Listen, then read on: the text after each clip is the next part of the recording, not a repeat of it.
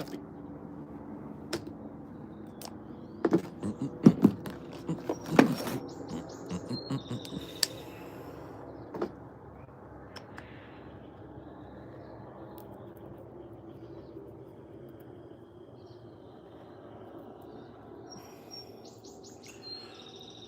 Put the pick in, Pete, and turn it round real neat.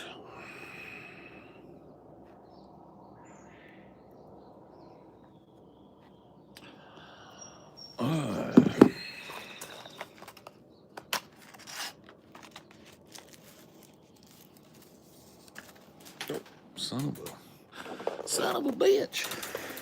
Come here, you. You can't escape. You're for later. You're for later. You can't escape me. Hello. Howdy, howdy, howdy, howdy, howdy. Good morning.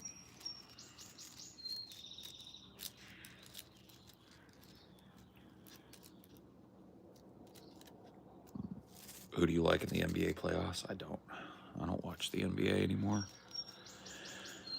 I was a Charlotte Hornets fan in high school, but I don't know. I was more of a fan of Alonzo Mourning, Muggsy Bogues, and Larry Johnson as a trio.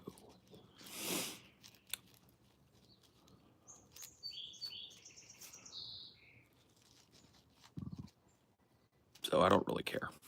I don't really care about the NBA these days.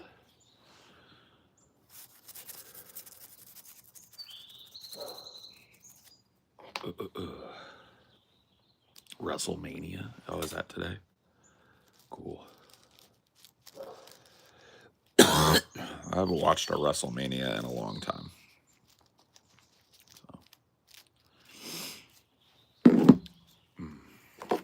Actually got to go to a WrestleMania when I was a kid.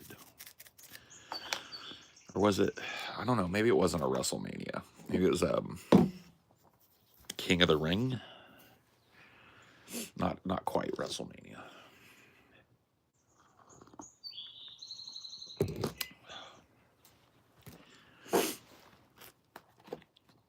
thinking about getting a xenomorph tattoo on my back. Muggsy Bogues is proof that short man syndrome that happens is completely unnecessary. Oh yeah, dude, Muggsy used to sauce on people. He was so much fun to watch because he was just so good and fast, and like he took advantage of his size, which I think a lot of people assumed was a limitation, and he made it his game, which was awesome. Muggsy's awesome.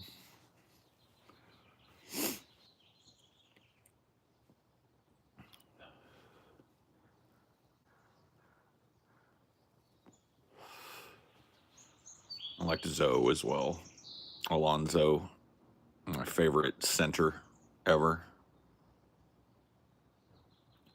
A pick of the pork butt. I mean, you could post a pic of the pork butt on Discord, you know. Send me a pic of the pork butt. I remember in the summer of 05 when we oiled each other up. That's not how I remember it, Chief. But keep on keeping it on.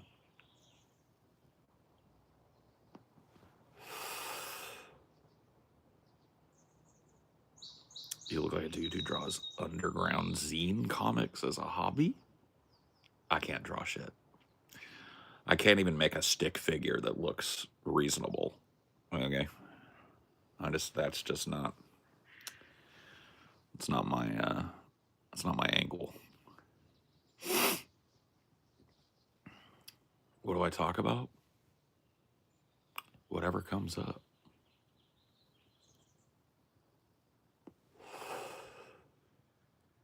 Baby oil? Man, you guys are just... That Diddy shit really fired up some of you guys, huh? You were like, oh, oil, booty, oil on my booty. It's just like fucking never stops. Why do I have the urge to snipe the said hi comments? It just, one of them things.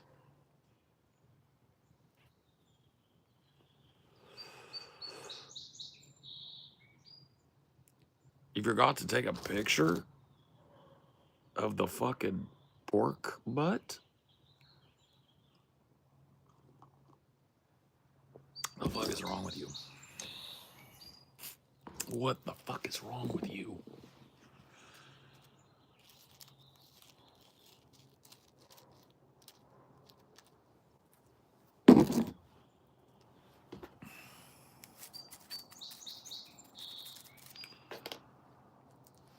Ooh. Captured his final moments on the smoker live on YouTube.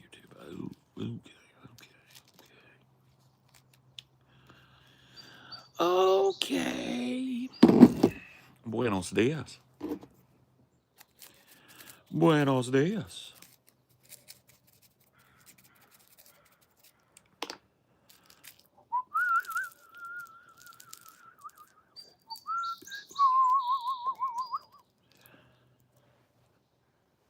We're good. Got that. Got that going.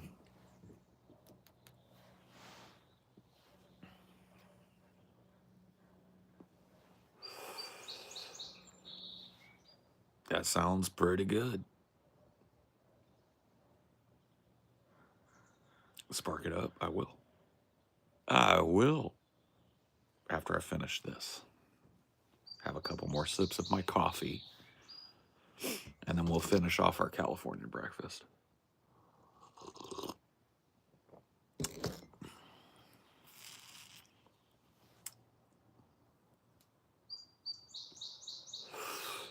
Do our last words matter? No.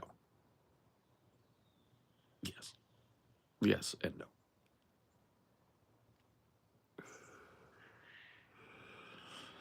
Recommend us a decent movie. Well, I watched a movie last night called Baby Ruby, and it has very bad reviews, but I really enjoyed the movie and thought it was kind of cool and smart.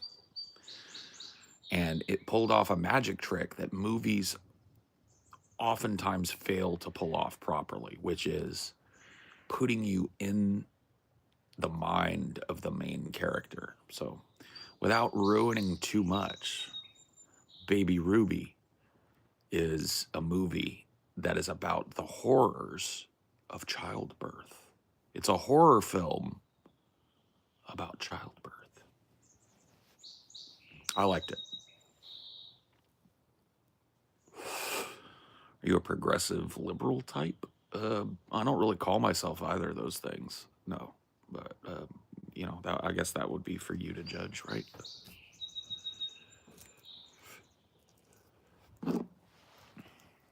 Also, I'm pregnant, so that'll be great.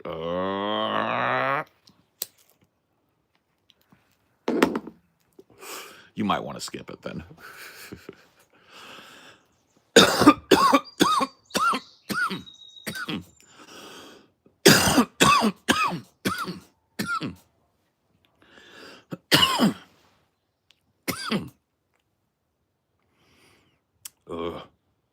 Is that some gas? Yeah.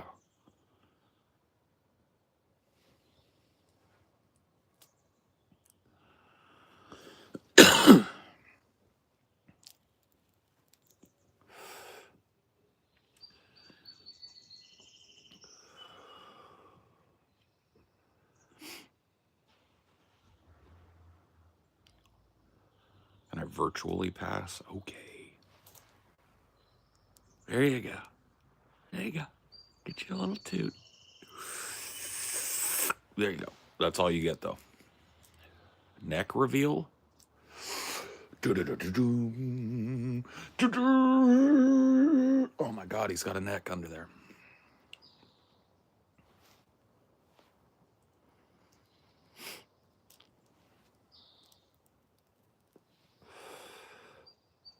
You know the chat. I know the chat's gonna leave some slobber on this. They don't know how to hit a J right.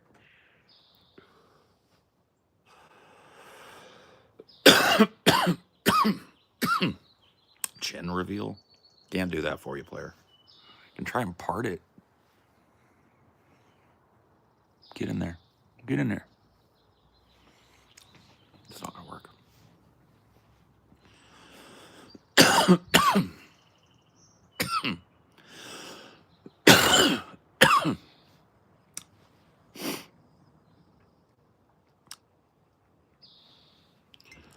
dork for wearing my work's merch on my off days. No. No, that's pretty standard blue collar shit.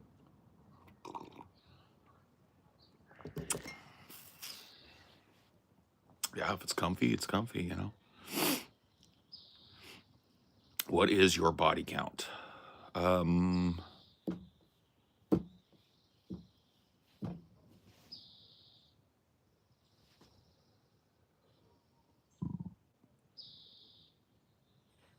What an odd question.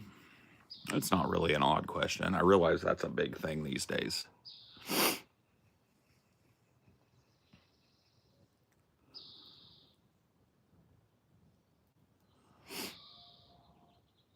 No, my body count is 4.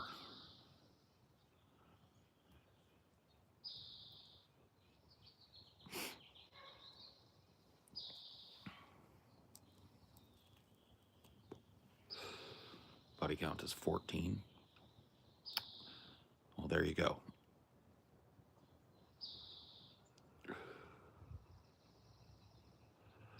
A heartbreaker. Yeah. No, I just have a whole lot of long relationships. So while you know, other folks maybe were out kind of spreading their wild oats or whatever the fuck, right? I was in these long committed relationships, right? One after the next. That's just how it worked out for me, you know. Do you regret them? No. No, I loved all of my exes, and I don't regret the time that I spent with my exes either. I learned a lot about myself, and I had a lot of good times with all of them. I bear them all no ill will.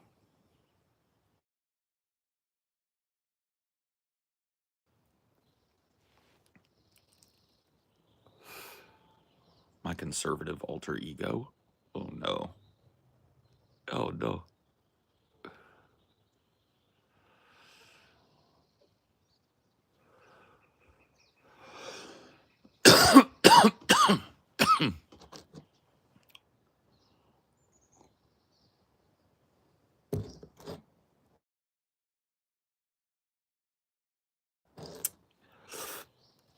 DP 10-year reunion. Da da da da. Dude, if none of that stuff is in my hands, none of that stuff, I would agree to that in a heartbeat. I'd be fine with that. But I was not the owner operator of DP when I was on it. I have no interest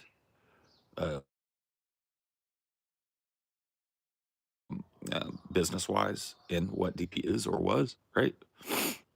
And I don't have the final say. If my say so was all we were waiting on, if me working it out was all we were waiting on, it had been worked out. Dude, I heard some crazy owl shenanigans this morning. I woke up at like 4 in the morning. I was like, I came out here to have a cigarette, and there was an owl, right? And he was like, hoo, hoo, hoo, hoo. It was just like super close, and I was like, whoa. And so I listened to him, and then all of a sudden, over here, that way, I hear, hoo, hoo, hoo, hoo, right? And this owl heard it, and he went, hoo, hoo, hoo, hoo, hoo. And the owl over there went, hoo, hoo. And then this owl flew. Dude, when he took flight, he's so big. It's a great horned. And so when he took flight, it was like I felt the breeze from all the way over here. It was like, and he started hooing towards them, and so they found each other out there. It was like maybe like a mate looking for his mate, or maybe they were like just meeting for the first time. But he flew over there to where the other one was hooting, and then they started hooting together. And I was like, dude, owl booty call. That's what it could have been, yeah.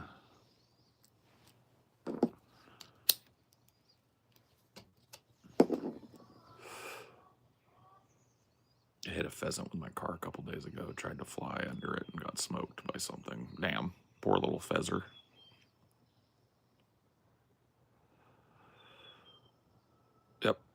language older than words. Yes, yes, yes.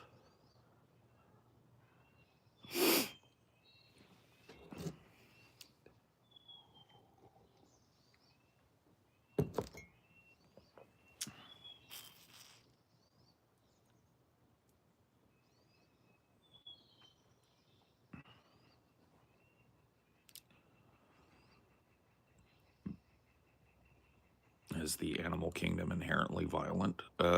Yeah, some components of it, yes. Right? Yes. Violence is the language older than words, yes.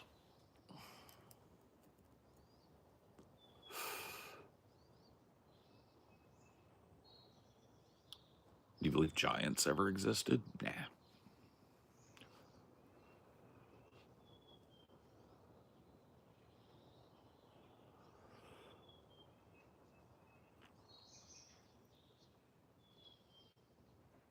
Owls are silent flyers, yeah. Well, I'd heard him take off, right? It wasn't like I could hear him flying. I just heard him go from sitting to flying. It's like, whoa.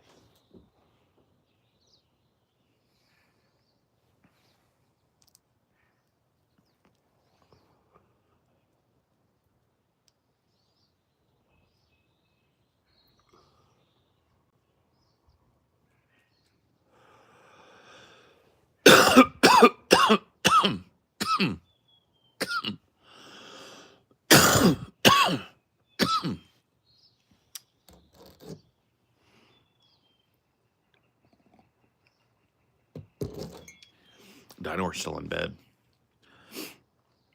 I got up this morning and I looked at him and I was like, you want to get up?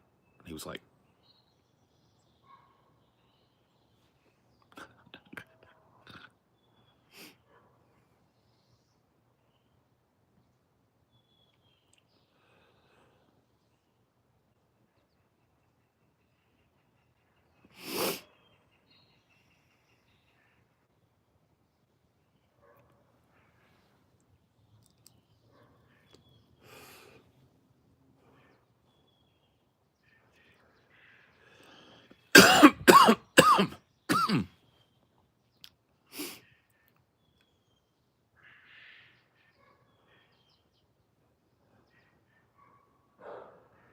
and those squirrels are so irascible, man.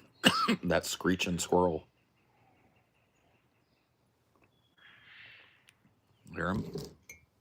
Screeching ass squirrel. He's a boisterous little squirrely. I'm kind of excited. I get to go. It's like a new thing that I like doing. I'm going thrifting today. I've never been a big thrifter, but when we moved here, I'm so sick of buying clunky ass, expensive ass furniture that is such a pain in the ass to move and that I can't justify just getting rid of, right? And now I'm furnishing my place with thrift items. So I've got a thrifted desk and I've got a thrifted couch right now. And we're going to go look for a thrifted table today. Something small that could fit maybe 3 or 4 people at it, but small, you know what I mean? For our little dining nook. And some chairs to go along with that. And then we're going to look at the art and see if there's anything cool that we want to buy and put up on the house. Put up inside there.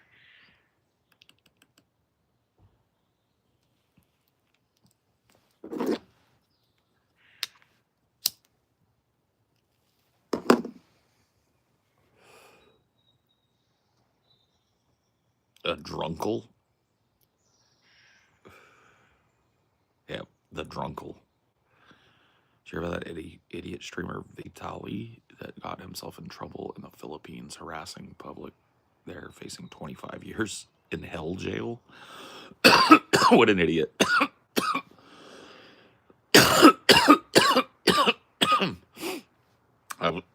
You know, it's watching these people run around foreign countries being assholes. It was only a matter of time. It's like, That shit doesn't even really fly here. You know what I mean? Like here, you're spoiling to get your teeth knocked out. Other places, they'll just put you in the slammeroo, dude.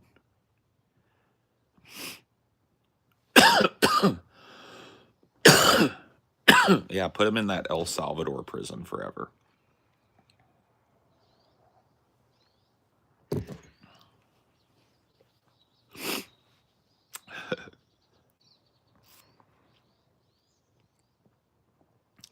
There's just such a there's a very big gap in recent historical knowledge and a lot of political wonks these days. It's like Trump shipping immigrants and quote unquote undesirables to some prison in a foreign country. People act like that's new.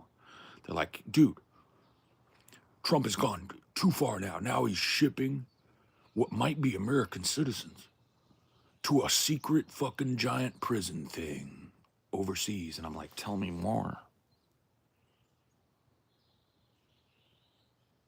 Tell me more. Tell me all about it. Please explain to me all about it. Gitmo's different. Oh, yeah. Gitmo's different. Yeah. Gitmo's different.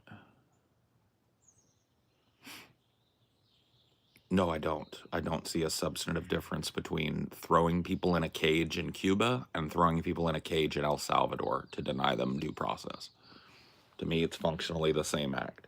And by the way, those are just two of the massive secret prison complex that the United States supports all over the globe. CIA black sites and such, where they send people where there's no such thing as the Constitution. So this is not new. He's far from the first Republican president to do this or use this. You know what I mean?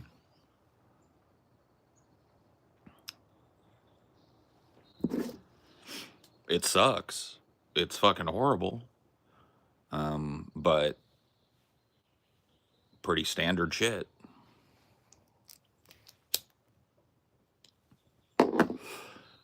It's in the public now. Well, so is Gitmo. We rail against it when Bush or Obama does it. Why shouldn't we when Trump does? No, we should. We should. But while we're railing against it, we need to have the historical perspective that this is not new and that people have railed against it before. Okay? That's all I'm saying. It can be very easy to feel like you're living in utterly unique times. But the point of fact is that this power struggle, right? This kind of political jockeying shit, none of it is new. None of it is new. Ignoring court orders, not new, right?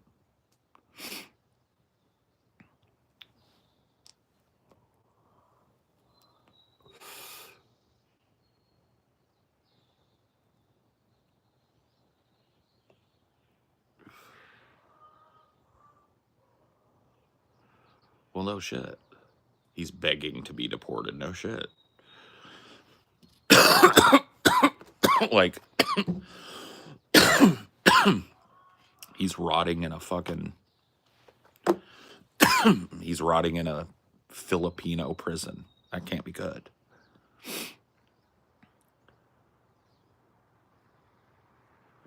How likely do you think that Trump will get a third term?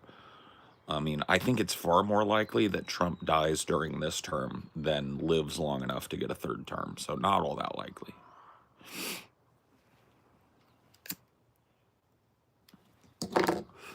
Trump's 80. It's like...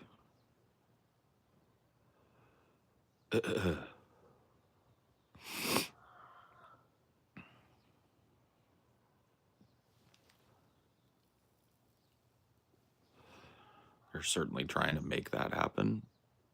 Make what happen? Death of natural causes because he's ancient? Then President Vance? Yep. Then President Vance.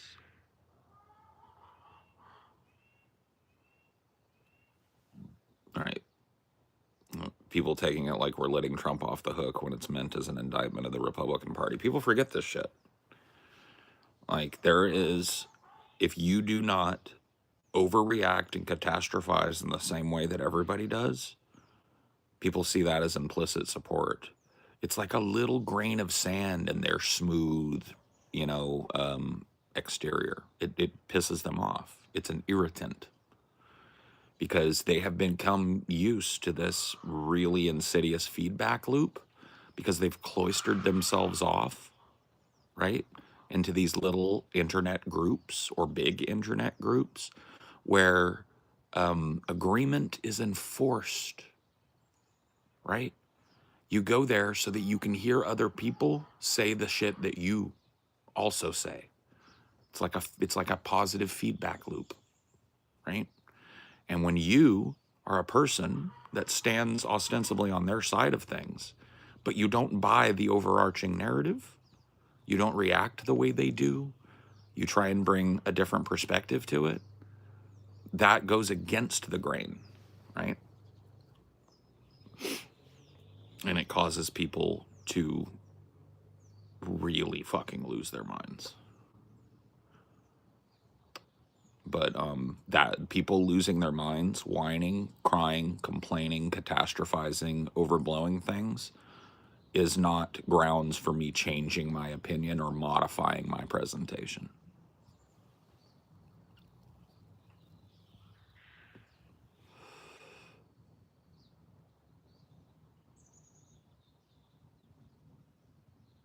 Yep. It's fueled by a couple of things because it's like, yes, lack of knowledge of recent political history, but they have it right at their fingertips. You can even just talk to a fucking AI and have it go find a bullet pointed list of things. So it's a distinct lack of intellectual curiosity. And it's also a performative, reactionary mindset that feels good, right? Every day they wake up, they rub the crust out of their eyes, and they go and see what they're catastrophizing about today. What is the thing that Trump said or tried to do or did in the last 24 to 48 hours that I'm going to run around with my hair on fire about today? And I'm going to ignore context and I'm going to ignore precedent. And I'm just simply going to catastrophize. I'm going to huff and puff and sling insults and scream and whine and cry and laugh at people that are getting deported and shit. People get in this like, I beat you type of mindset, right? And it's repellent, not only to me, who's ostensibly kind of like a person that agrees with those people on a lot of things, but of course to people on the other side of the aisle. It's repellent as fuck. And you don't have to look far to know it. Look at the gloating that happened in 2016 and the reveling in liberal tears and the constant attacks on, you know, left-wing people after Trump won in 2016, right? How much support did that engender? How many people do you think went over because of that? You know, zero. And people are just so caught. And look, dude, the powers that be love it when we're at each other's throats. They love it when liberals are running around with their hair on fire, headlining everything. Trump has done it. Trump is evil. Trump has destroyed the economy. Trump. Like, the fucking powers that be and the media that fuels that, they fucking love that shit. They eat it up. Because it keeps you from caring about the things that you should be caring about.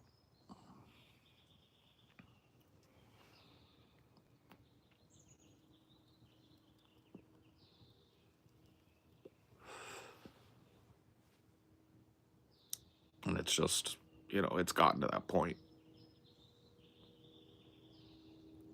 The performative outrage, the performative Chicken Little, sky is falling, catastrophizing shit, where, you know, everything is thumbnailed and titled and everything within the video is just like screeching reactionary bullshit.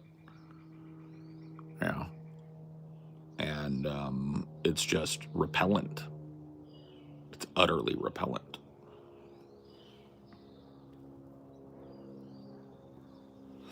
Right. It's like they don't stop to think before they gloat about people getting deported. That those people getting deported are ostensibly the people that you hope to reach, right? And their families. Those are people that you hope vote Democrat next time. But for 4 years while Trump was president, you laughed in their face and said, take your medicine, and said, this is what you get. You think that's going to make them fucking jump on the train and vote with you next time? It's just thoughtless, stupid shit, right? That's all.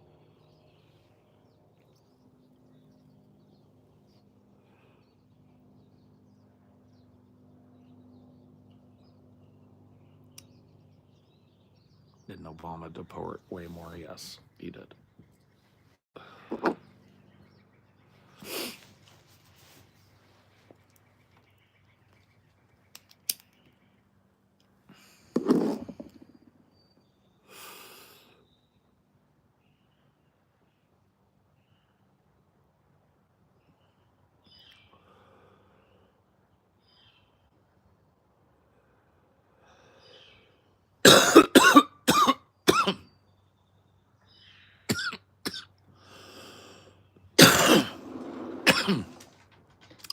Hello, sweetheart.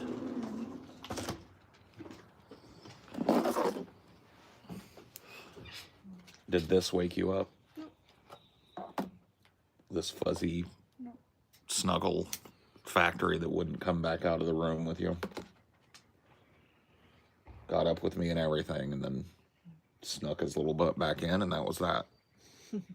He wasn't coming back out.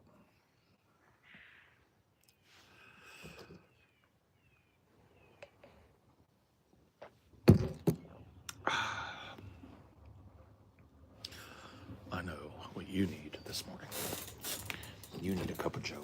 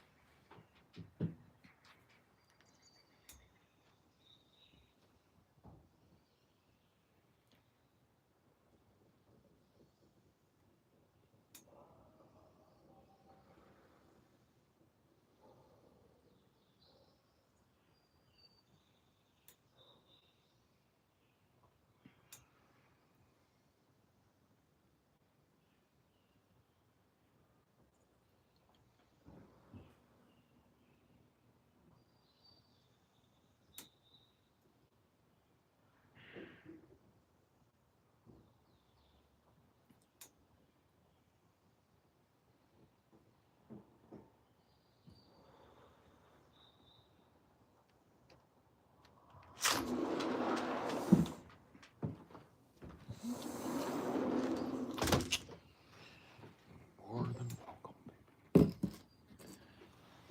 baby. Coffee served. You can't have no coffee, do you? No. You had coffee one time, it was not good. It was a nightmare. You can't have no coffee. You don't need no coffee. No. And give me that performative yawn, okay? You've got more energy than both of us all put together. What? Aggressive lap. Yep. Lap attack.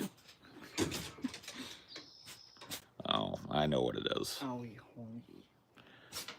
Alright, well, since you're Well, so sweet, let you gave mom me coffee. let mom finish This. her smoke and chill for a minute. You're not gonna starve in the next 3 seconds, okay?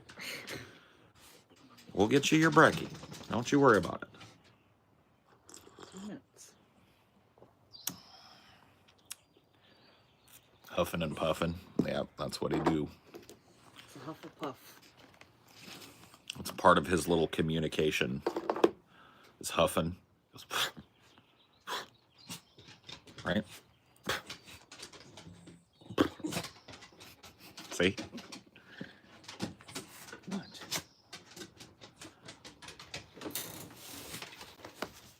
Oh, Jeez. you got a grumbly tumbly. Is that what it is? Grousing. Jeez. Lap, lap, lap, lap, lap, Goodness lap, gracious. up, down, lap, lap, prance, prance. It's like we're going to forget.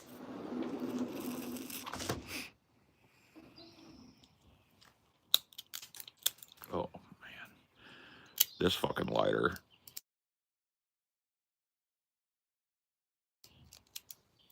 I think it's done.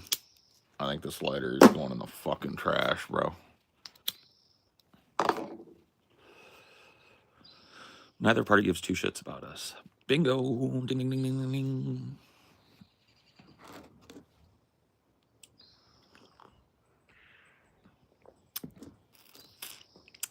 It's not quite Easter yet, is it? I guess maybe it is in Denmark. Maybe. I don't know.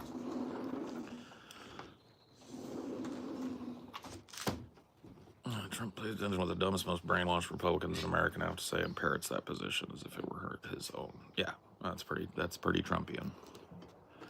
He's more concerned with his like being perceived as right amongst his supporters than anything. That is what drives him. Well, that and money. I think it's probably money and then that. Mm-hmm.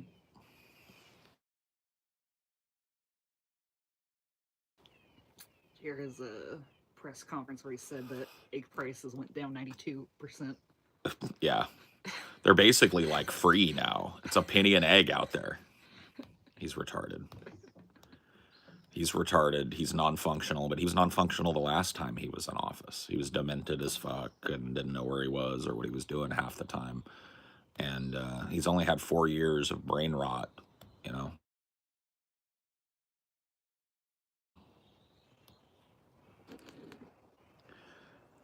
Lies don't exist in his world. Reality is what he says it is. In his demented old man mind, he's achieved king of the world status, and he can just point at things and make it so. All right. Fox News has gone full state media. Mm-hmm. I mean, most of the media has been perilously close to state media for fucking 2 generations now. Oh, but yeah, I mean, Fox News is basically just the White House's news organization. Yeah. Trump doesn't scare me. Trump's base does. I don't fear Trump's base. They are lost people. They really are. And it is an indictment on this government that we did not finish Reconstruction properly and finish stamping out this Nazi, racist, shitty kind of element, this bigoted element. We allowed it to germinate and spread all over the South and then spread out of the South like a sickness. And now we've got Donald Trump race baiting every single fucking day. You know what I mean? We could have moved beyond that point as a country. We could have become a country that lives up to that plaque that's on the Statue of Liberty, right? About the lamp beside the golden door and the tempest-tossed homeless yearning to breathe free, the the refuse of your teeming shores, blah, blah, blah. All of that maybe could have been real, but the United States government needed to finish the job of stamping out these organizations like the KKK and these right-wing, racist, secessionist organizations should have been completely and utterly eliminated. We're probably about halfway there. I mean, they'd gaffle your ass up on the street if you were a known associate of the KKK and put your ass right in fucking prison. They weren't fucking around. There were federal police standing on the corners of streets enforcing the law in these southern cities. All was going to plan. And then we allowed that to erode. And now the outcropping of that, the direct outcropping of that, is Donald Trump. We didn't finish cleaning up the dumb fucking KKK yokels and the secessionist scumbags and the slavery bitches. We didn't finish, right? Rooting out the local and state level politicians that were fomenting this shit. And now it's grown and spread like a virus, right? So you want to blame something, blame that. Blame this country's unwillingness to take the civilizational problem of racism and xenophobia head on. There was a time post-Civil War where that shit just wasn't tolerated. And when I say not tolerated, I didn't mean you were going to get called out and exposed for it. I mean, there was a soldier on the street with a gun who's going to tell you to shut the fuck up. And if you didn't, he was going to gaffle your ass up.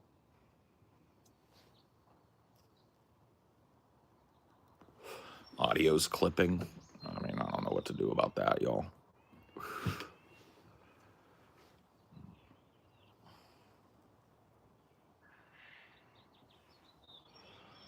It's good now. Yeah, I don't know what it was.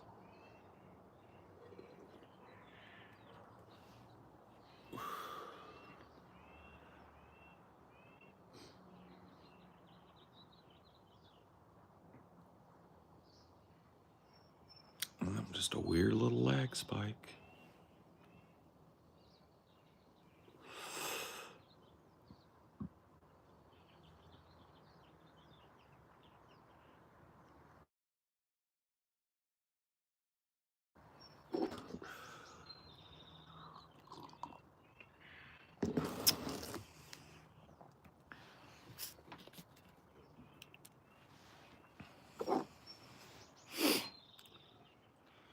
Oh, you ain't kidding.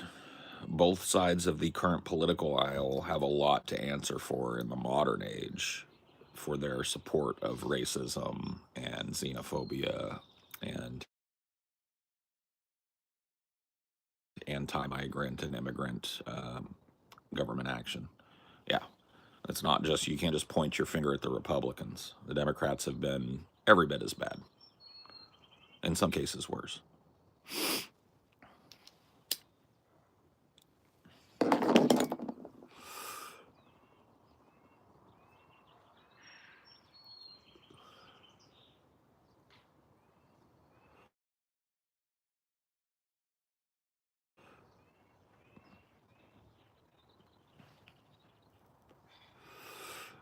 Question, is the martial law going to be passed this month? So I don't know much about this. I did read that there was some, I can't even, to speak on it would be to overspeak. Like, I don't know. There was some official in Trump's administration that had written some missive about martial law as a contingency for immigration or some shit. And if we didn't meet this threshold, then that's what was going to happen. I don't know. I don't know if that's actually something that's going to come to fruition or if it's just another insane Trump rant. Martial law is a Tekken character as far as I'm concerned. Yeah, I know who you're talking about.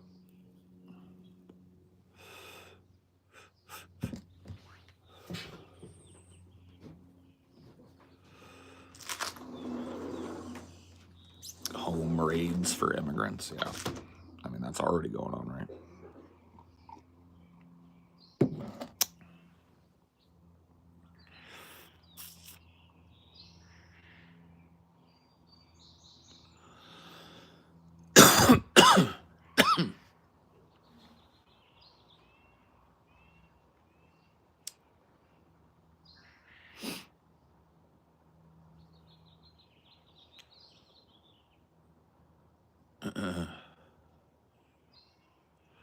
We'll see. I mean, it looks like Trump doesn't really care much about disrupting the markets. We'll see.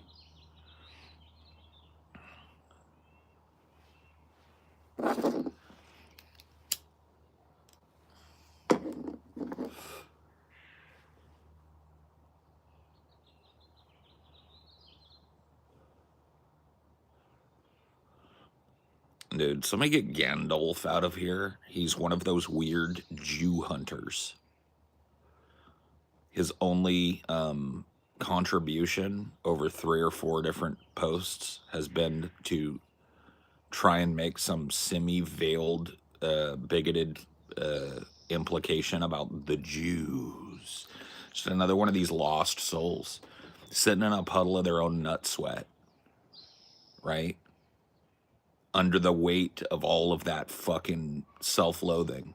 And they have been convinced that it's the Jews that caused all their problems. Sitting there smelling like a block of ripe Gouda cheese.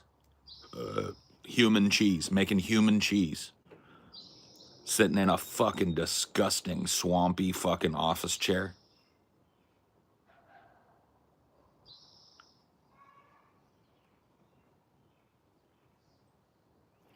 And for some reason, he looks around at his pitiful, pathetic, sloppy, floppy life and goes like, damn these Jews. You know what I mean? Unbelievable.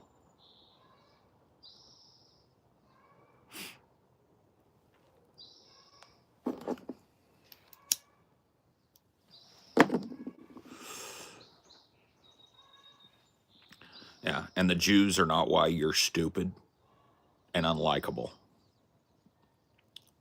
There's really literally nothing they could do to do that to you. You've done that to yourself. You looking for somebody to blame? Little Michael Jackson, man in the mirror. Why don't you go stand in the mirror and criticize that? Because that's responsible for 90% of your problems right there.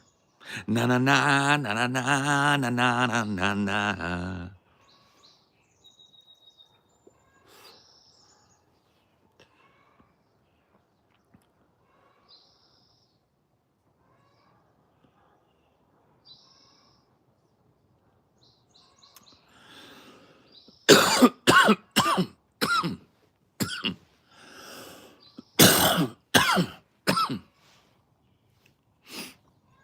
I'm gonna make a change for once in my life.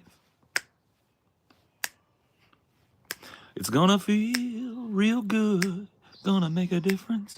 Gonna make it right.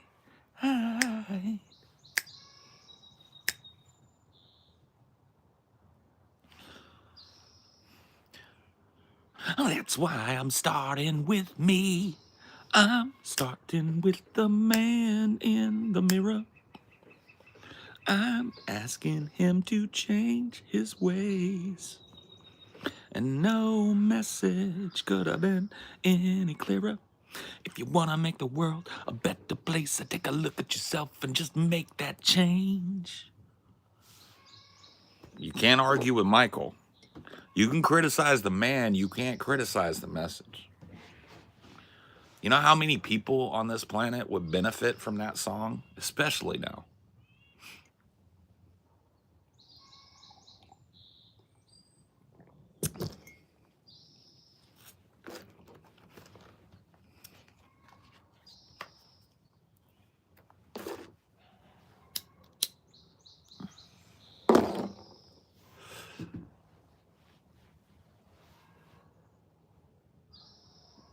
Honestly, great voice. My voice is trash these days, bro. Trash. Trash. But in my day, I had a set of pipes on me.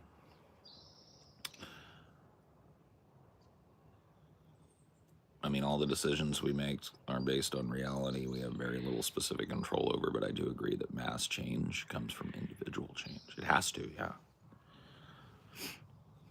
You know? It has to. Seriously disagree. It's like, okay. My life is fucked up, blame everyone else. My life is fucked up, blame everyone else. I live in my mom's basement. It's because of the Jews. Like, what song are you going to counter with?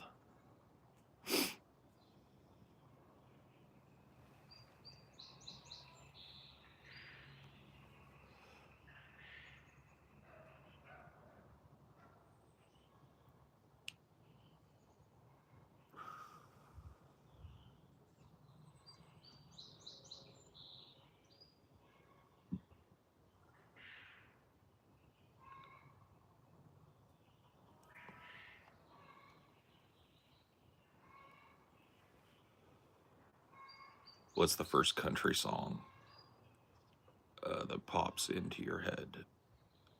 Uh, yeah.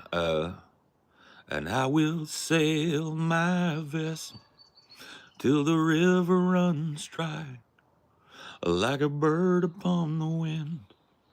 These waters are my sky. I'll never reach my destination if I never try.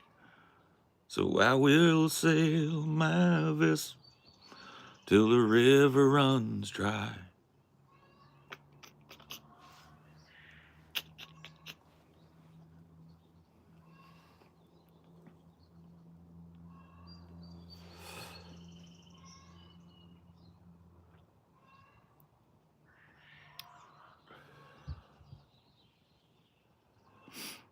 Blue eyes crying in the rain.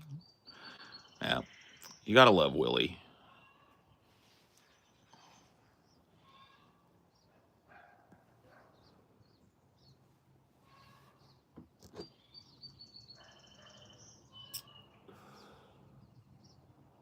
A very similar song, too, interestingly. Am I wrong? We were just talking about Man in the Mirror. I happen to think that Sailed, whatever that one's called, The Waters Run Dry or whatever, by Garth Brooks, that's pretty much the same message there.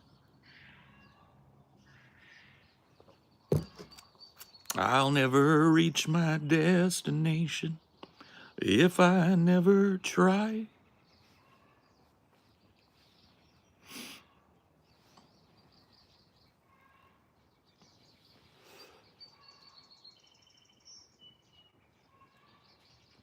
I liked Garth. Garth Brooks was pretty good, man. Back in them days. I liked Garth. I could hang with Garth Brooks.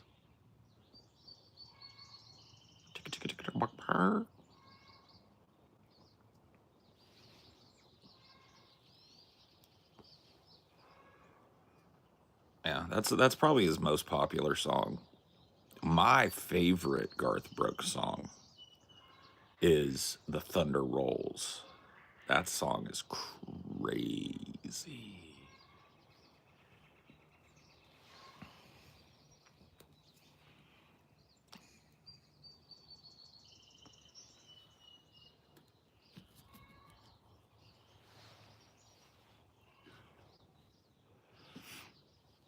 You missed the Sleepy Joe memes. Aw, poor Sweepy Peepaw. The rock version of Thunder Rolls. I don't think I've ever heard it. I don't think I could hear it, to be honest with you. It would probably just piss me off. But I'm kind of a purist when it comes to shit. Like a cover needs to add something to be a valid cover. I hate it when these people just play like an inferior version of their regular song. I don't like that shit, man. Don't be doing that. Make it your own.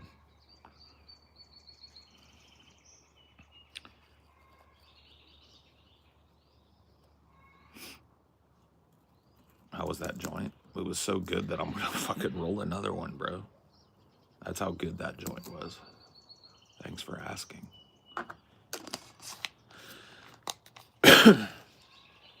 There's a killer on the road.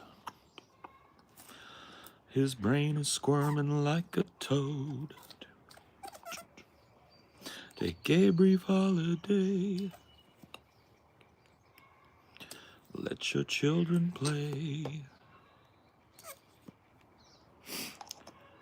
Marilyn Manson. Oh, yeah. I meant to check that out last night because I just can't even imagine, dude. I can feel it coming in the air tonight. Oh, Lord. Like, did he just slow it down? Like, Nirvana did a lot of great covers. See, Nirvana is a good example of taking that original song. They covered a lot of Meat Puppets. Like, a lot of their greatest covers were Meat Puppets. And Kurt had a genuine appreciation for the Meat Puppets, so much that those songs would become new songs in his head. Like he was able to do a variation or a riff upon the song that made it his own, right? A lot of those covers that were played in that, New York, Live in New York album, that's just legendary, right? Oh, Lord. Oh, Lord.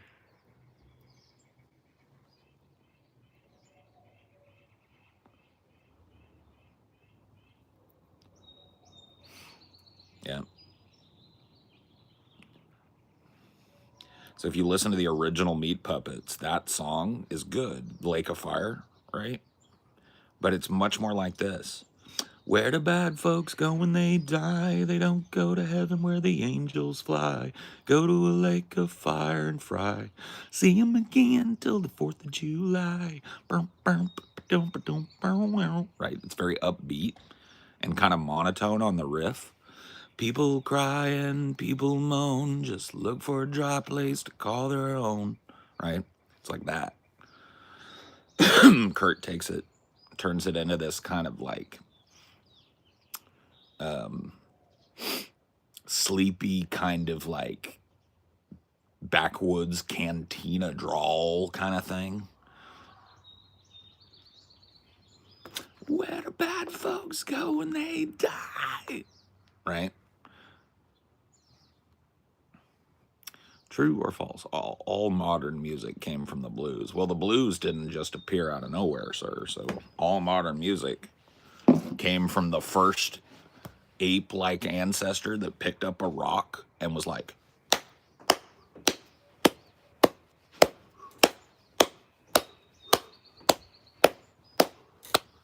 and then his like the ape standing next to him was like, everybody get up.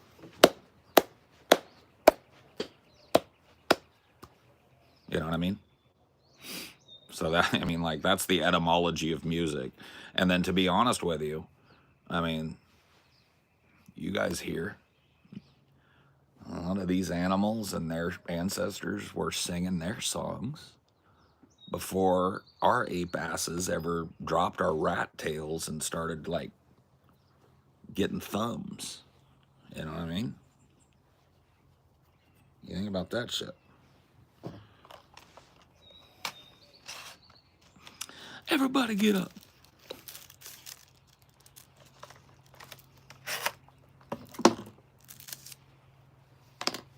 Hey, hey, hey, hey. Hey, hey, hey. That's such a good song. You guys remember when they like canceled Robin Thicke for that song? What is that song called? Blurred Lines. You're a good girl. I wanna love you. That's a good song, but they canceled him. Yeah, because it's a fun song. He says, "You're a bad girl, try to domesticate you, but you're an animal, baby. It's in your nature." Right? Yeah, because it's like he's making euphemisms, sexual euphemisms about women being trained and domesticated and all of this shit, right?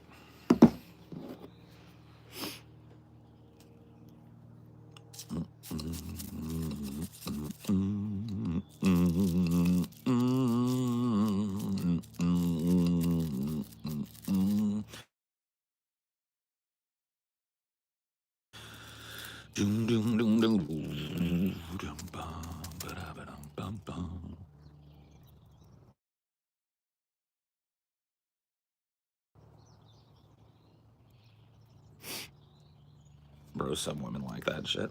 Even like it's a song. It's a song, not a philosophical treatise. It's a disco song. Like legitimately, that's a disco song. Like, come on. It's meant to shake your ass to. Everybody get up.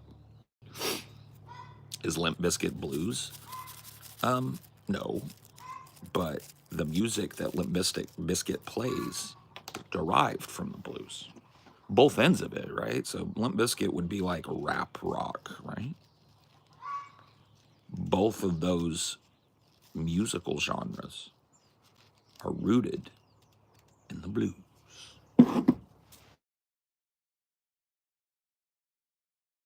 there you go. But of course, the blues itself, rooted in classical music, right? Classical music rooted in tribal music, right? You just go back, right? It almost starts to seem like music is an inherent aspect of life.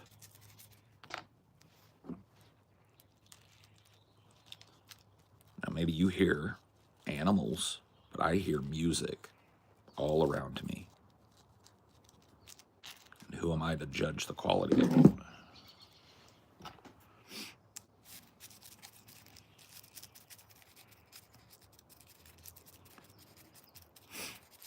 I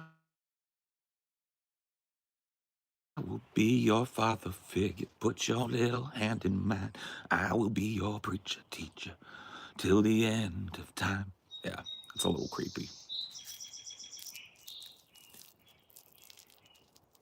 But I Want Your Sex is an eternal banger. So, art from artist and all that.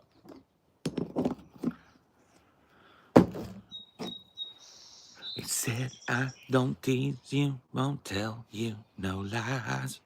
Don't need no Bible, just look in my eyes. I've waited so long, baby, now that we're friends.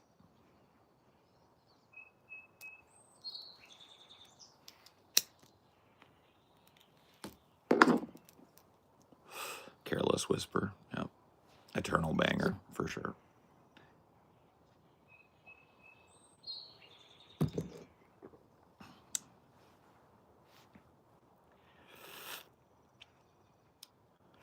Our streamers the dumbest criminals as they are literally live streaming their crimes. Yeah, I mean, that is one of the stupidest possible things that you could do.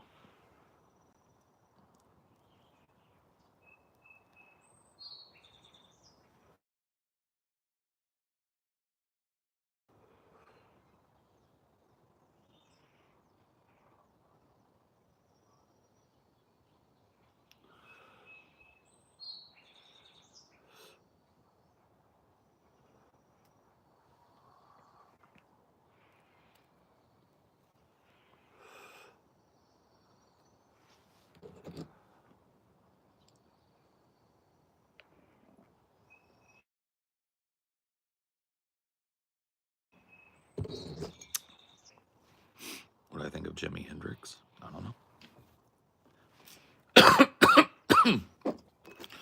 I feel like we didn't even really get to know Jimi Hendrix. Dead too soon, right? Dead too soon to get a full picture of the man, right? That's the tragedy of it. He was still growing and learning and changing and adapting and becoming Jimi Hendrix. Yep, part of the 27 Club.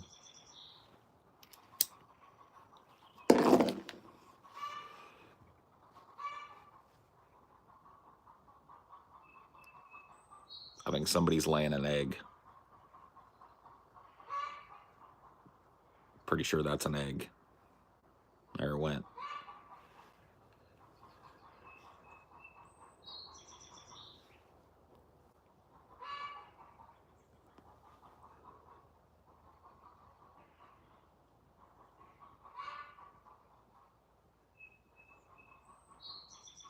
Somebody's out there laying an egg.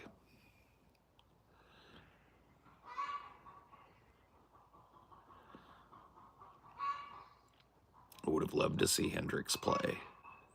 Yeah, it would have been cool. The boys are back in town.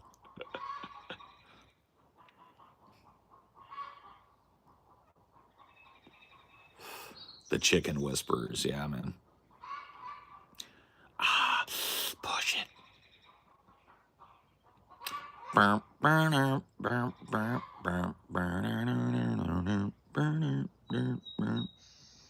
Dude, ooh, baby, baby.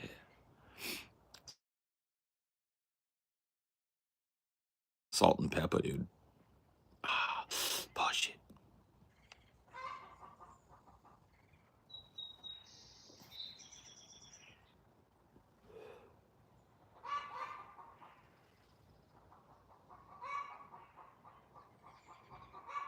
Does anyone still say go suck an egg? I don't think so, no.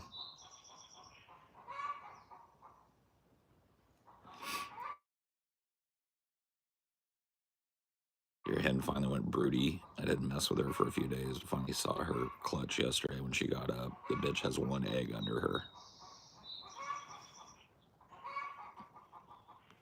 One stinking egg. Laughing in your face.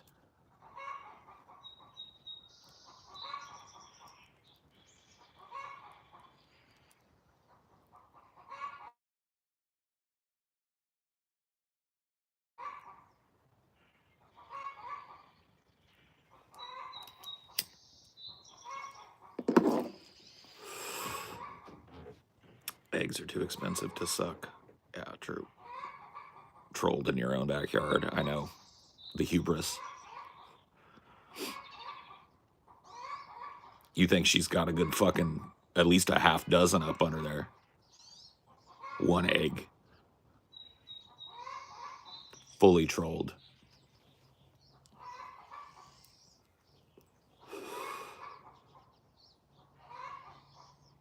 There ain't no chicken that lived 2 months with its head chopped off, bro.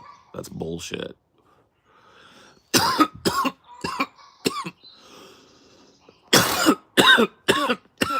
Not a chance.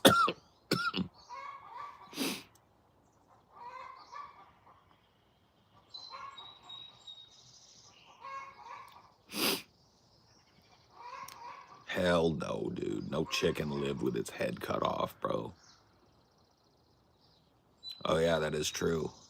I bet that chicken is grousing over there because the Easter bunny's over there going like, it's not true. I refuse to believe it. I refuse to believe it. I will not be dissuaded.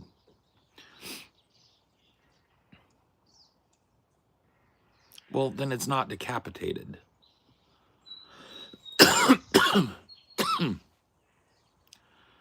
Then the goddamn chicken is not decapitated then. Decapitated means head off. It means head off. If the axe swing didn't sever his brainstem and jugular, part of his fucking head and neck is off. Or is not off. My cousin, it's still attached. Nope, I'm not doing it. I'm not doing it. I refuse. I don't even want to know about this, bro. This is like, I gotta tell you, man, one of my fucking fears is zombie shit. And I'm not with it, okay? I don't want to know about this. I don't want to know about this, okay? I refuse to believe in the partially headless chicken. I just won't do it. But I will tell you guys, you have a different idea than I do about what a severed head is.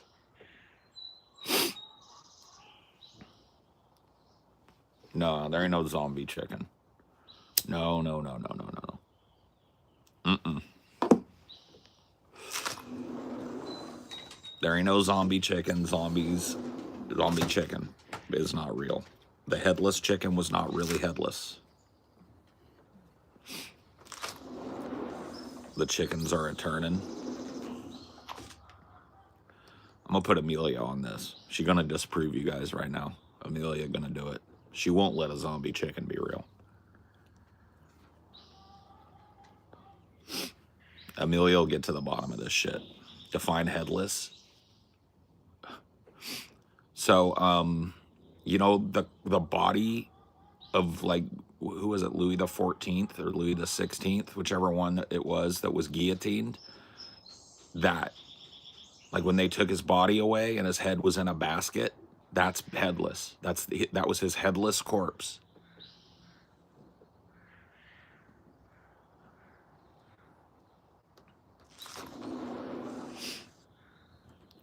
Because there's no way. You guys have invoked the wrath of Amelia now, because I'm going to put Amelia on this and she's going to disprove you. What? These motherfuckers are out here saying that there was a headless chicken named Mike that lived without a head for 2 months. And I don't think that he could have been. That's impossible. Let's see. I've heard it wrong. I don't think he's headless, though. I think that part of his head is intact and he's partially decapitated. It's like a partial decapitation. So I don't even want to, because there's no such fucking thing as a headless chicken. Nicks Mike's jugular vein and most of his brainstem, leaving the part that controls breathing and digestion intact. They fed him with an eyedropper directly into his Neck hole. esophagus. So he's just like got like a horrible injury. It's more like his whole face is gone. Yeah, he's defaced. Yeah, he's a faceless chicken. Get out, Amelia. Fucking, once again, you've just been Amelia'd. They fed it with an eyedropper down its neck hole. Yeah, so it just didn't have a face.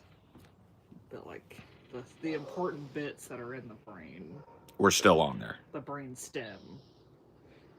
His brain and his brain stem. I mean, his brain was gone, but the brain stem. I mean, a chicken doesn't do much with the rest of its brain. It's still mostly brain stem. Right. No, dude. Phoebe, I know you know the saying. Almost only counts in what? What is the saying? Almost only counts in horseshoes and hand grenades.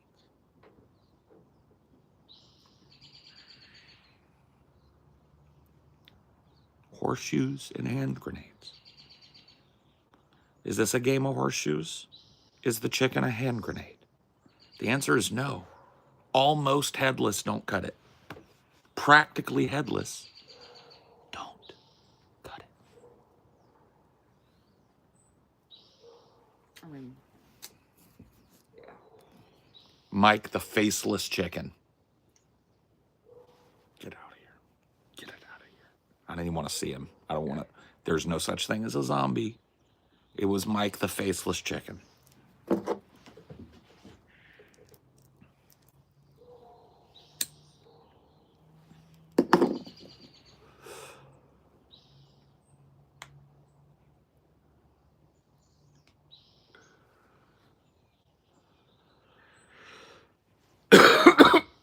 Do you think it would be a powerful experience singing with a huge church choir, even if you're not religious?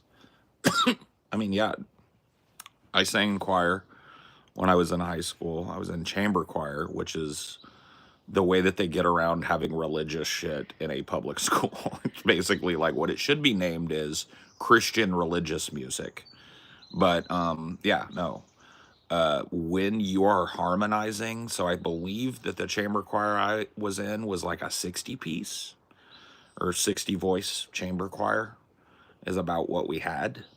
And so when you were harmonizing with that, it's kind of like a magical moment up there. It feels great. It feels wonderful to hear your voice, like the distinctness of it, melt into the overall harmonization of a choir. It's a beautiful moment for sure.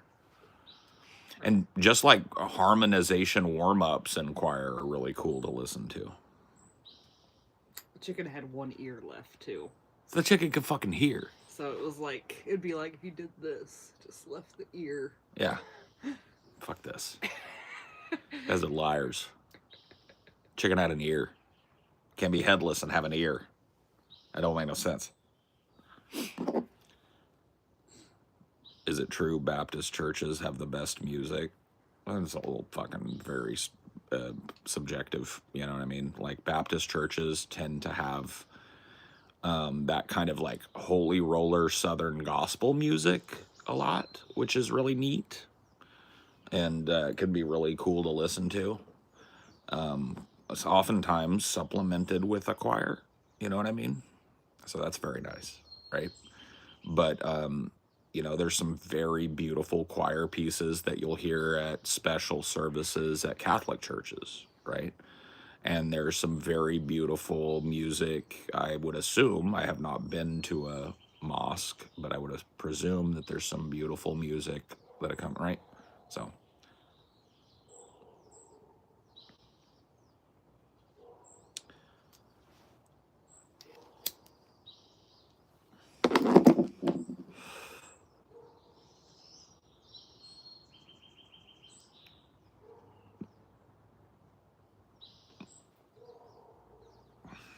Mike the faceless chicken. Mike the faceless chicken. I don't even want to hear it. That poor bastard Mike. That poor son of a bitch.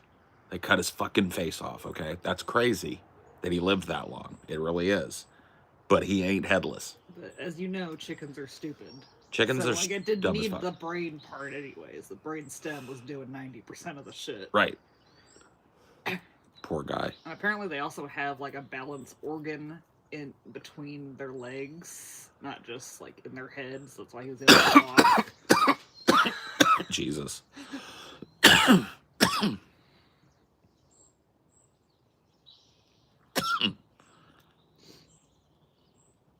Chickens are pretty fucking stupid, Phoebes. Yeah. I guess Mike proves that they don't use their brain for much. Yeah. Yeah, that is Mike is if anything, Mike is proof of that. The chicken brain doesn't do much. Probably the fucking and the flapping, I guess. Maybe, I don't know. But the eating and the walking, totally independent. And the breathing. Yeah.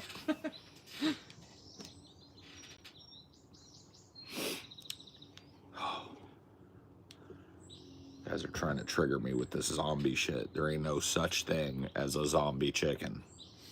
It never died. It never died. Well, I mean, it died. Well, it died eventually, but Right. like it didn't die when its face was cut off. Right. So, come on. It wasn't a resuscitated headless chicken. No.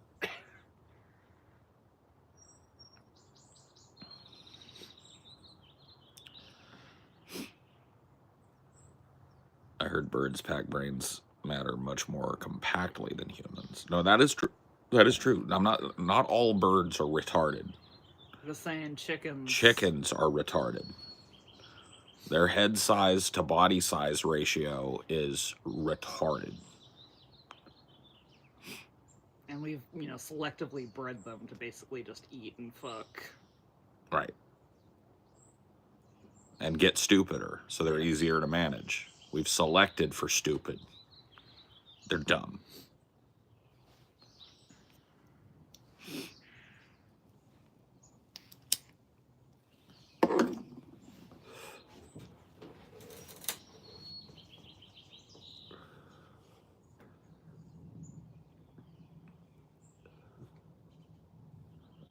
Where are you moving?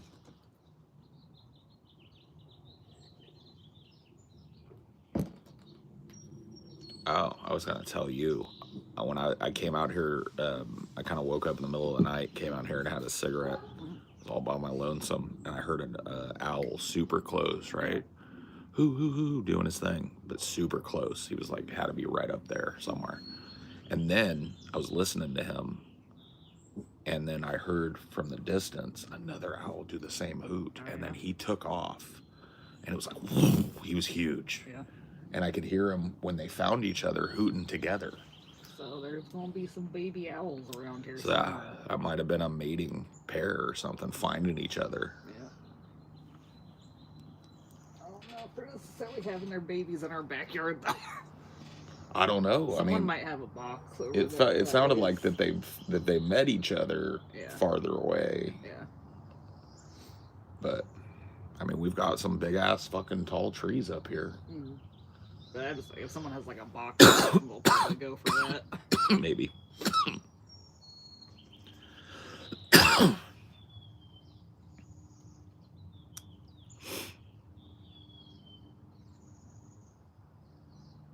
They're too stupid to not shit in their own food and water supply. Sure. I mean, a lot of animals probably would fall into that.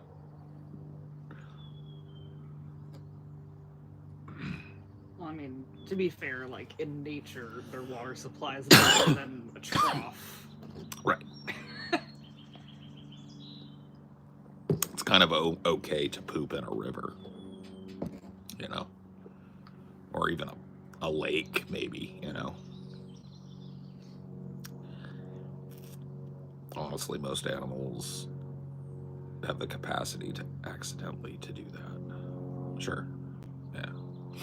I mean, a lot of humans shit where they eat, you know what I mean? Figuratively and literally, so. Yeah, there's some polluted ass rivers. We're dumping shit in a lot of rivers. Yeah.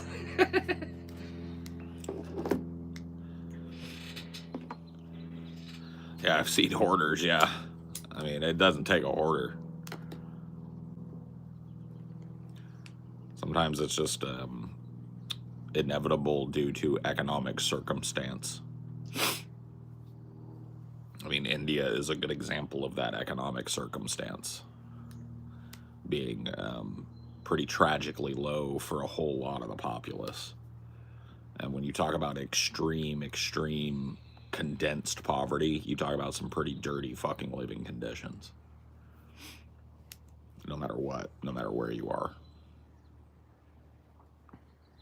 Sanitation is a whole apparatus that you need for a town Yeah. or whatever. Yeah, and it has to be kept up like any other public work. And if it isn't, as so often is the case in these slums, right, worldwide, then people are left to deal with, you know, human waste and sanitation problems every fucking single day, no matter how cleanly they try and live, right? So, yeah. You know, there's a lot of like racist sentiment aimed at India and places where poverty is rampant, and it's just like, man, way to miss the point. So you see like horrifying, tragic, unbelievable privation and poverty, and you go like, psh, must be their skin color, man. You know what I mean? It's like, what? Okay.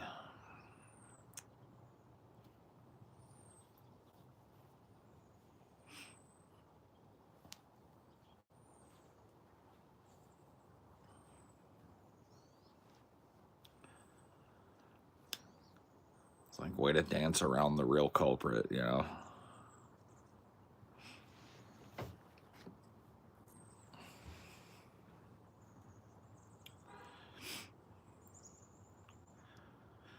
Oh, yeah, there's a bunch of that. A bunch of India's poverty is due to the outsourcing of a lot of its natural resources and products to the West. So it is very much, like Phoebes just said, turning their food mills and shit into pet food manufactories, building these giant generators, like electrical generators, and then exporting that power, right? So yes, a lot of the poverty in India is due to the kind of colonial fuckery and the kind of appropriation of Indian sovereignty that happened during that occupation and colonial expansion and shit. But I mean, they're slowly climbing out of extreme poverty. I mean, it's gone down significantly. It's gone down significantly, and they've had one of the most surprising industrialization stories in modern world history. They're, you know, kind of like on par with China in terms of the turnaround that has happened in India. So it is definitely something that's on the mend. But India has a profound wealth gap. So once again, I think a lot of the problem is a lot of the wealth that, you know, we've all agreed in this global economy is represented by, you know, our monetary system, the dollar, the rupee, the, you know, whatever it is, right? their accumulation of that is depriving the people that make all of those items and that work in those textile factories and mills and food plants and all of this manufacturing, right? All of that value is being sucked up by a smaller group of super insane billionaires. There's this Indian billionaire guy. Yeah, like they're saying that the top 1% in India holds 73% of the wealth. Yeah. There's this Indian billionaire guy that he had his son, right? I found out about this guy due to being kind of a watch nerd. So I was looking at some of these high-end, unattainable, piece unique type of watches that people can get from these high-end brands, right? When I say piece unique, that means one of one, basically. They make a special watch just for you, right? And there's some really crazy ones. And so I was looking at it, and there was a profile on each of these people, and a lot of them were people I knew. There was like, they did a profile on Cristiano Ronaldo, who's this big soccer guy, right? Soccer superstar. And he has a piece unique, one of one, Richard Mille RM001, I think, just made specifically for him out of all ceramic. There's another guy that they covered. Anyway, doesn't matter. I cannot remember the name of this Indian guy, but it was his son's. They did a profile on the son of this Indian guy. So not even a dude that generates any wealth. This is just a guy that his job is, I'm the son of an Indian billionaire. And this dude is so powerful and wealthy worldwide. And he gave a guest list for his wedding reception. And it was literally every powerful person on the planet that you could probably think of. It's like Elon Musk, Bezos and Zuckerberg and all of these fucking big muckety mucks political guys, right? And you know what the standard was for attendance? So you know how you bring a gift? Yeah. Car.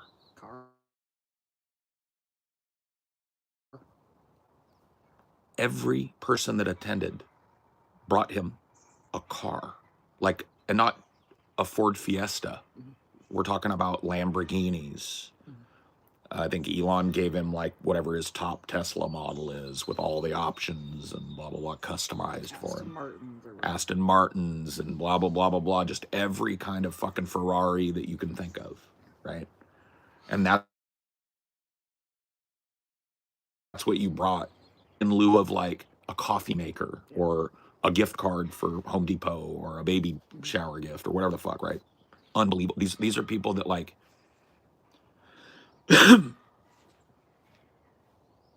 they live on a different planet.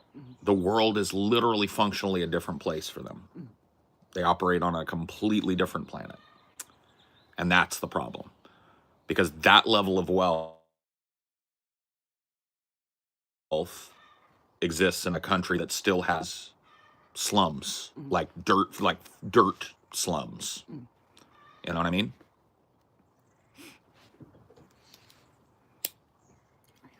And there's the paradox too of as they've lowered their poverty, their population has increased so much that even though the overall rate is lower, it's still a lot of fucking people. Well, I mean, India has been fucked up for a long time, and it takes generations to dig yourself out of that hole with no resistance, with no billionaire class sucking up most of the wealth. So they're fighting against, it literally is the people of India slowly but surely fighting for their right to just have the base existence that a human needs in order to be productive. And billionaires laughing in their faces as they accumulate more and more of the output of these people. And that's happening here too. The average worker, makes so much less than the average CEO now. That wealth gap has only been as large as it is now one time in American history, the Gilded Age, and it's now surpassed that by an order of magnitude, right? And so this is we're not just talking about India. You want to talk about some places that are fucked up, dirty, and filled with despair and deprivation and uneducated. Look no further than the United States, bro.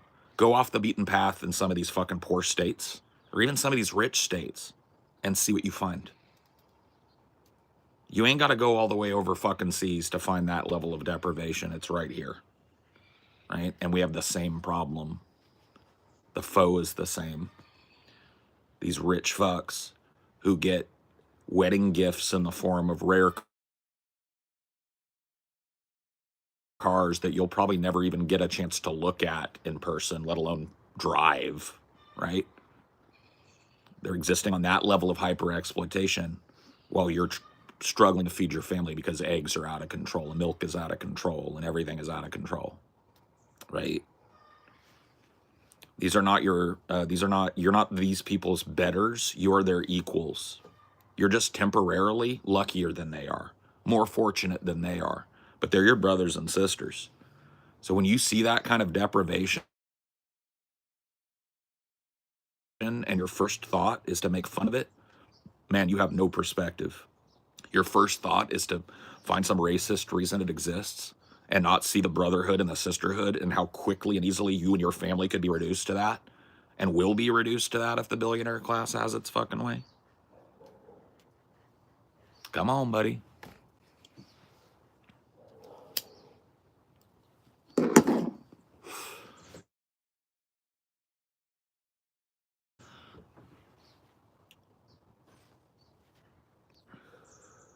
Yeah. There are some legit third world level fucking shitholes in America. And a lot of them are growing, becoming worse. I was just saying that the poverty rate in the United States hasn't improved in half a century, with 11% living in poverty in 2019 versus 12% in 1970. So going down 1% in 50 years. Yeah. That's absolutely fucking insane. That's just stagnation. So people need to come down here. They won't, Phoebes. They won't. They don't want to see that shit. They're scared of that shit. They're terrified of it. Well, yeah, like the news kind of has a perception of like, oh, if you have homeless people, you should be afraid. Mm-hmm. Be afraid of the homeless. Right. No, it's crazy. People don't want to come down there. People don't want to think about it.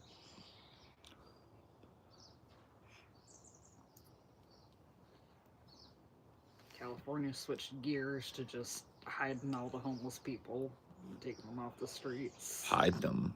Like, where did they go? Sent them into the wilds, I guess. It's fucking crazy. There's nowhere for people. You know what I mean? And this is in this country, so people need to quit turning their eye. If you're going to turn your eye to the rest of the world, do it with an empathetic gleam. Or otherwise, don't do it at all. Because those are your fucking brothers and sisters out there. And some people are suffering worse than you are. And that's never a win. Is San Francisco really that bad? No. Well, I was gonna say, like, they've been shifting them. Especially, yeah, probably not now, especially. But as soon as that court decision came down that they're allowed to clear camps if they don't have room in shelters. Oh, they did it. Yeah. They went whole hog. Newsom went like full state mandate, clear the homeless camps now. Mm-hmm. Yep.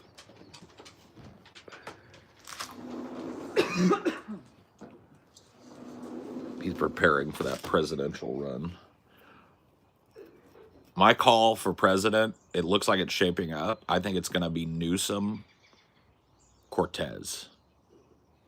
I think it's going to be Gavin Newsom with Alexandria Ocasio-Cortez in the Veep pick.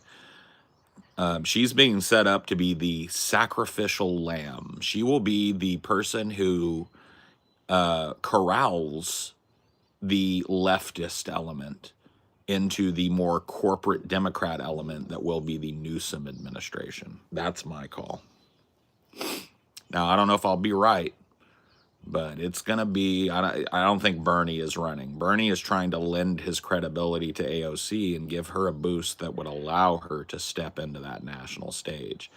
But I don't think the DNC is ever going to pick AOC at the masthead. They may allow AOC to come in as a little conciliatory candidate so she can rah about all this leftist shit they're going to do. And then Gavin Corporate Dem Newsom can, just slowly but surely disappoint and frustrate all of those goals and blame it on obstructionism and Trumpism.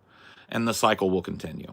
People will get fed up with Gavin Newsom as an attractive mouthpiece that does nothing. And man, what a shit lib. Man, oh god damn it. Gavin Newsom had the chance to blah. Fuck Gavin Newsom, right? And then the right will find some fucking demagogue or some military guy and they'll put him up and the libs will lose again and they'll go, oh my god, it's the most fascist fucking, it's a takeover, man. Meanwhile, they just had a full fucking political cycle to make some fucking positive change and undo some of the damage, and they just solidified and doubled down on all of it, right?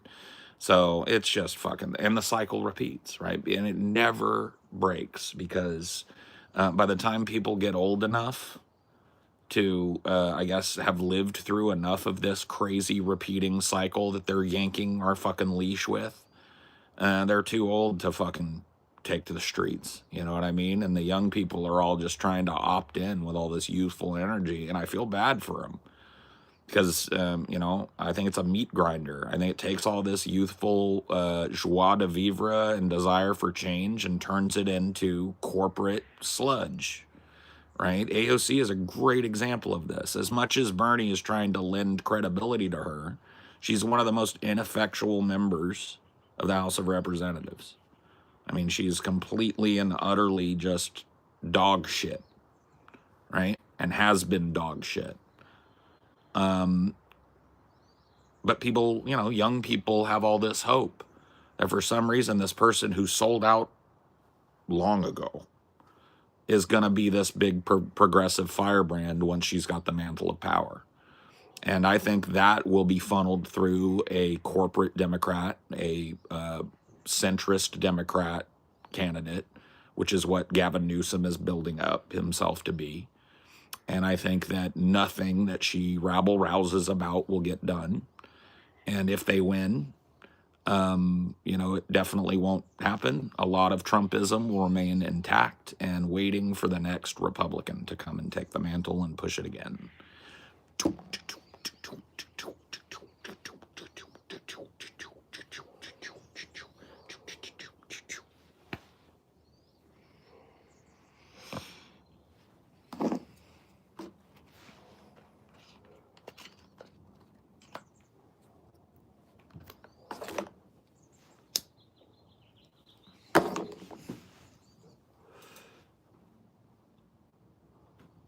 She's got less leftist energy than the Hispanic maid who probably raised her now.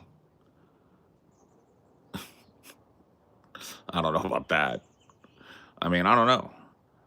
I think she's going to talk a really nice big game, right? These rallies are kind of like practice sessions for this energy she's going to bring, right? And Bernie's there like, yes, here she is, Alexandria. He's lending his actual leftist credibility to AOC, or trying to, right? In order to position her, for a possible run at it. The problem is the Democratic apparatus isn't going to allow that. So she is all too happy to work with that Democratic apparatus. So she will be talked down to a high-ranking cabinet position, or the highest she'll reach is VP, right? And we'll see. We'll see what happens then.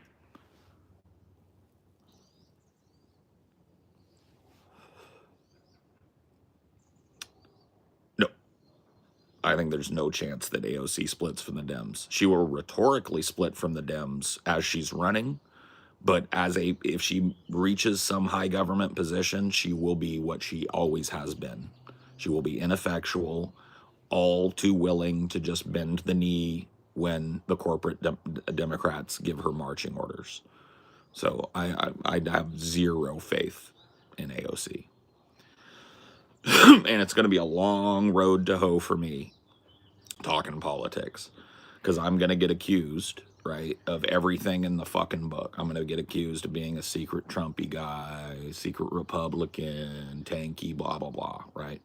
Because I fucking once bitten, twice shy is something that I fucking abide by in life, in politics, right? I don't give you multiple times to show your corporate ass, right? And she's done it a million times now. So, sorry. If it walks like a duck and quacks like a duck, it's probably a fucking duck.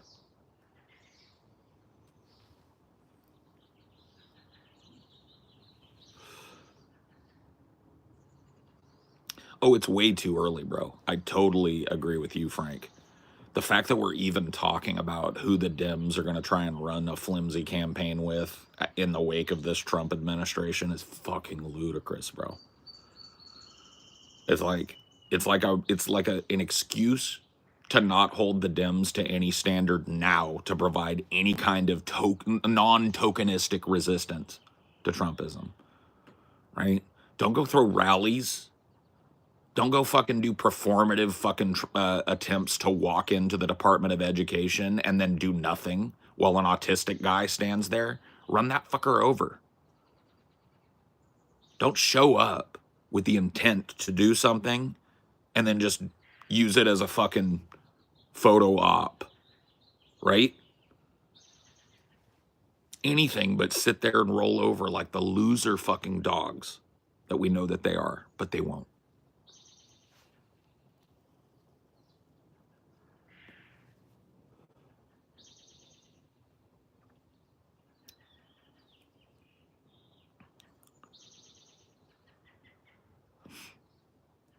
Yeah, it is irrational.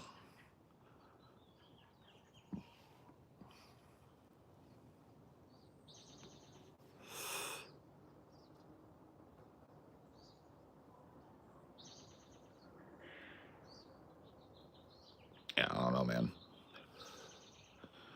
It's like people get so caught up in narrative building and excuse making that they refuse to just call a person.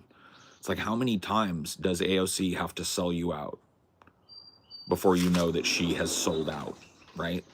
How many times does she have to, like, fucking pretend she's going to stand on principle and then get a little whisper from Pelosi and completely flip the script, right? How many times does it have to happen? A dozen, 2 dozen, right? So, dude, I will be happy to be wrong about this. Let's just say like some fantasy future exists where AOC is about to win everything, right? And she went. I hope that she is this super progressive lefty that changes, that gives us Medicare for all and Medicaid for all, that gives us fucking free college. I hope that it happens, and I hope that Trumpism is what allows it to happen. I hope these Dems stop acting like the president is not a de facto king now, and the next Democrat we get in governs by fiat, just like Trump is doing. I hope there's a stack of executive orders on the next Democratic president's desk that's this high, and I hope it's filled with eliminating ICE. This one's going to rehab our entire immigration system and streamline it.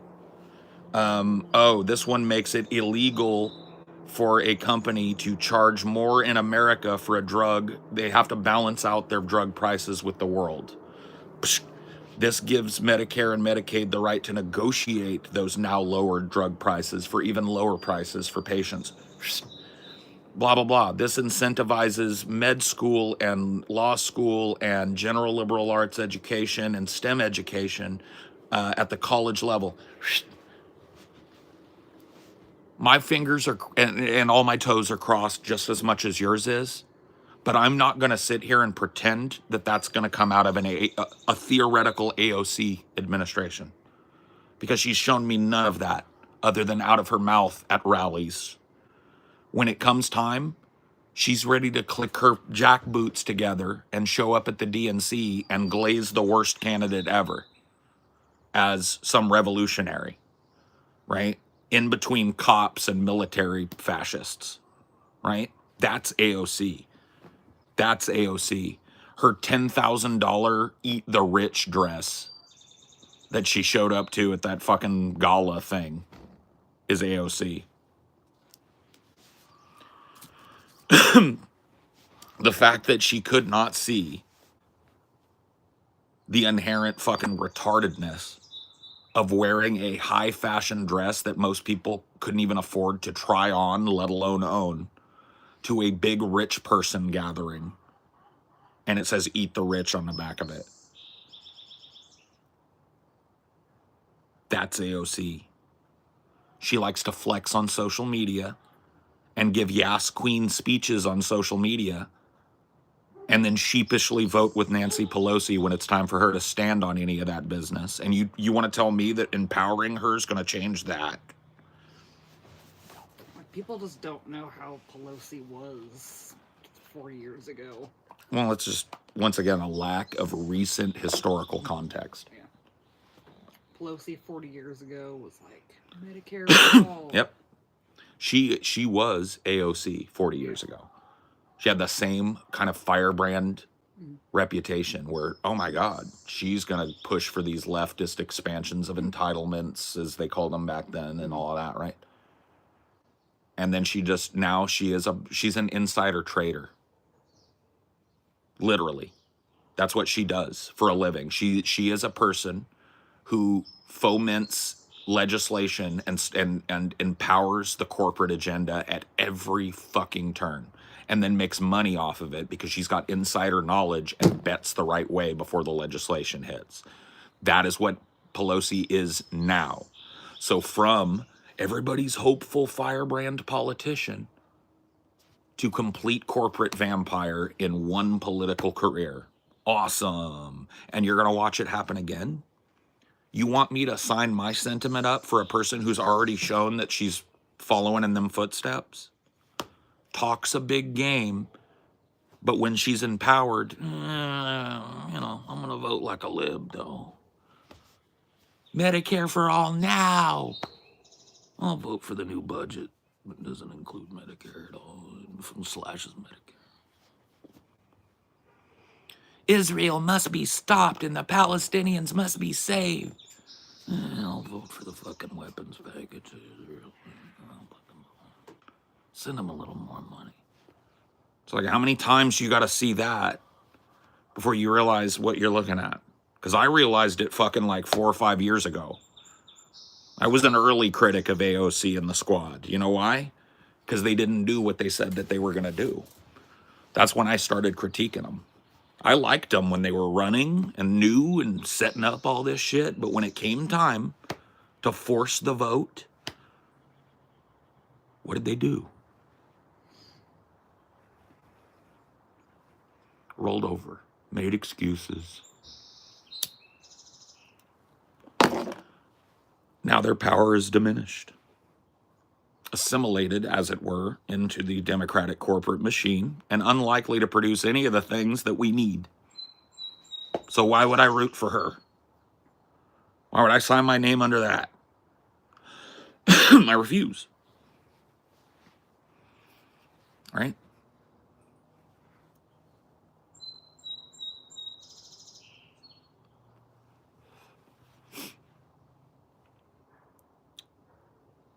You feel bad for AOC? Don't.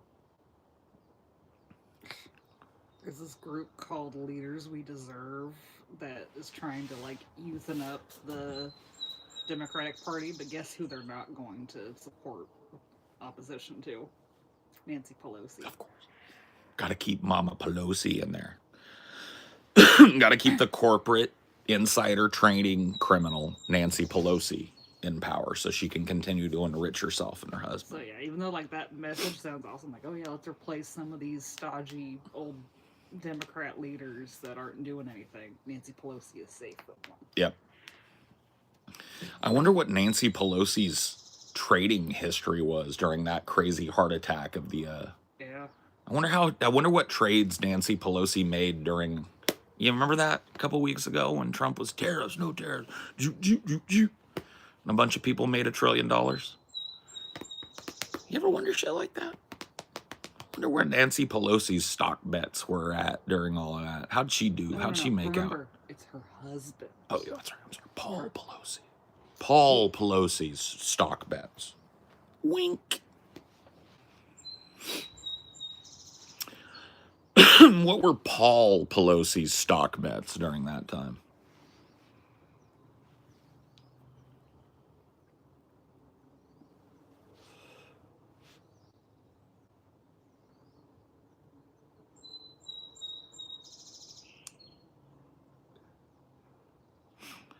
Trump coin was a rug pull. Yeah, no shit, Sherlock. Did like anybody that bought that fucking shit thinking that it was just gonna go to the moon or something and make them $1 billion is just a simpy fucking a simple retard, and a simpy one too. Like honestly, that rug pull was called before it even fucking came out. Yeah, Hawk Tua. Anybody that bought the Hawk Tua coin because they thought that shit was gonna go to the moon, I'm gonna buy a Bitcoin based around the lady who got famous because she spits on it before she sucks it.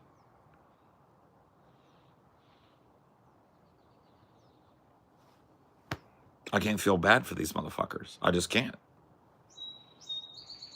They're claiming that Pelosi's net worth went down during the market crash. We'll see. Yeah. We'll see how that lands. I don't buy it. AOC owed it to the fucking American people to do right by us. Yes. So did everybody else, though, in the House and the Senate and the presidency and the judiciary as well. Yeah, all of these fucks. All of these old fucks that just can't figure out how to do right by us have that same burden upon their shoulders. What? Nancy Pelosi's husband made $38 million worth of stock trades in weeks leading up to Trump inauguration. Give me a break.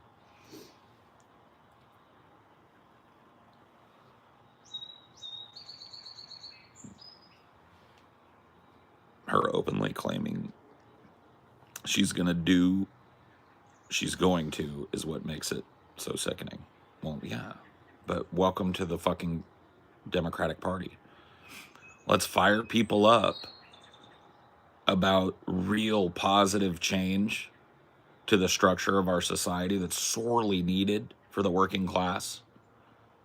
And let's get everybody fired up about that and everybody hopeful about that. And then when it comes time to serve them that, they get a skimpy bowl of gray corporate gruel and a bunch of excuses for why they can't do it because the parliamentarian won't let them or whatever the fuck, right? I've seen it too many times, right? And I've seen AOC too many times. I've seen these leftist firebrands become corporate slaves too many times in my lifetime. And the mechanism that happens is the Democratic Party. The Democratic Party takes these leftist firebrands and turns them into good little Israel supporting voters who vote against the best interest, who sheepishly abstain, who don't form voting blocks, who don't fight the paradigm, right? Why would I vote for anybody who is a part of that ever for high office? Why would I spend a minute of my time advocating for that person, no matter what they say? It's just like, why don't you apply the same level of mistrust that you would apply? Like, let's say you had a neighbor. That neighbor knocked on your door one day, and you open it up, and you're like, howdy, neighbor, and they just bitch slapped you in the face, kicked you in the nuts, and walked away, right? How are you going to feel about that neighbor going forward? And how many times are you going to trust that neighbor enough to open that door when they knock?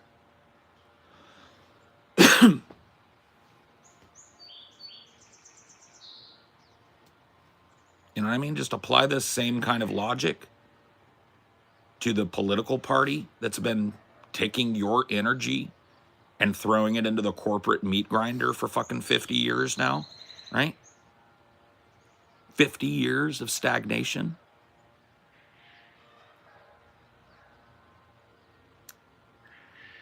Take all of that energy and all of that hope for your future and your children's future and shit and throw it at the corporate fucking Democrats that have fucked you over and made excuses every step of the way while doing it.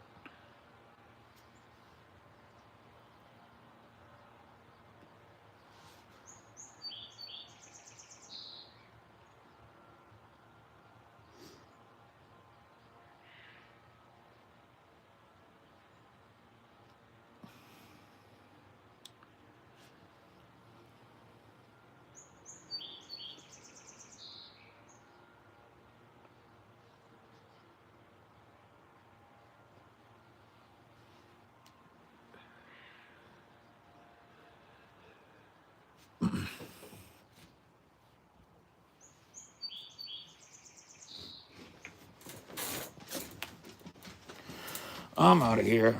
I'll see you guys later.